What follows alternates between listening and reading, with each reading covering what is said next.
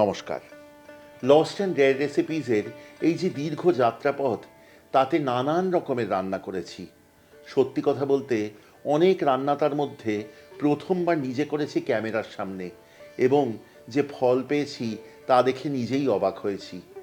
তবে তবুও চমক বাকি ছিল, সে কথা জানতাম না আজকে অবধি। মিষ্টান্ন পাক প্রায় 100 বছরেরও বেশি পুরনো বই, শ্রী বিপ্রদাস মুখোপাধ্যায় লিখিত।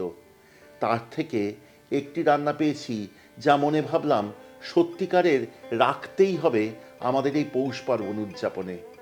আনছি খইয়ের চাপা। চলুন শিখি।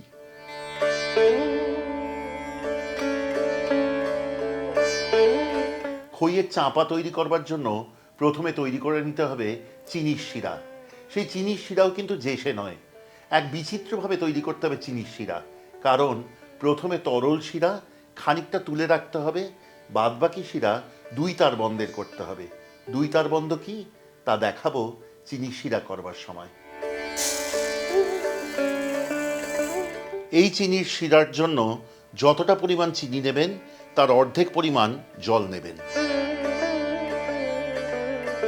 চিনির শিরা যখন ভালোভাবে ফুটে উঠবে এবং চিনি পুরোপুরি গলে যাবে, তখন তার থেকে 3 থেকে 4 হাতা আলাদা সরিয়ে রাখুন।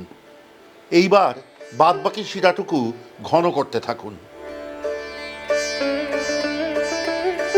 চিনি যখন অনেকখানি ঘন হয়ে আসবে, তখন তার থেকে অল্প চিনি চামচে তুলে ফুঁ দিয়ে ঠান্ডা করুন। তারপর হাতে নিয়ে সেই চিনি হাত ফাঁক করুন।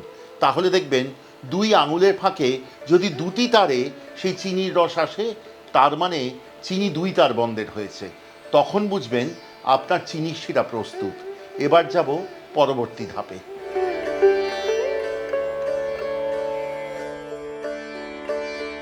চিনির শিরা ঘন হয়ে 2 তার বন্ধের হয়েছে। এবার আঁচ কমিয়ে আনুন এবং সেই চিনির শিরার মধ্যে ধীরে ধীরে খই ঢালতে থাকুন এবং খুব ভালো করে একটি খুন্তি দিয়ে নাড়তে থাকুন।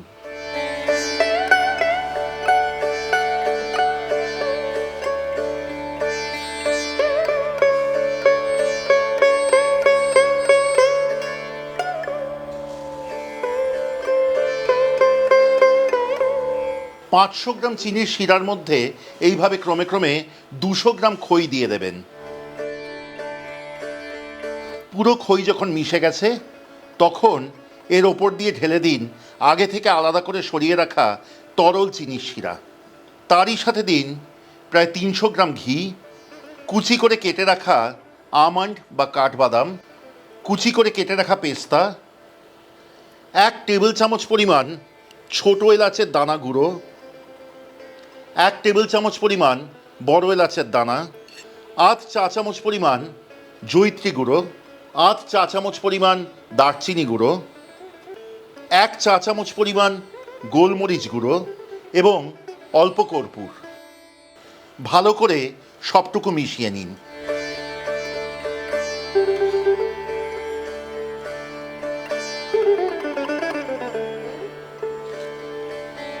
এইবার আঁচ একদম নিভুতে নামিয়ে আনুন এবং কড়াই ঢাকা দিন। রাখুন পরবর্তী 15 মিনিট। 15 মিনিট বাদে দেখবেন খই অনেকটাই গলে এসছে। তখন যাব রান্নার পরবর্তী ধাপে। খই খুব সুন্দরভাবে মজে গেছে। এইবার এই খই তুলে একটি ছড়ানো পাত্রে রাখুন।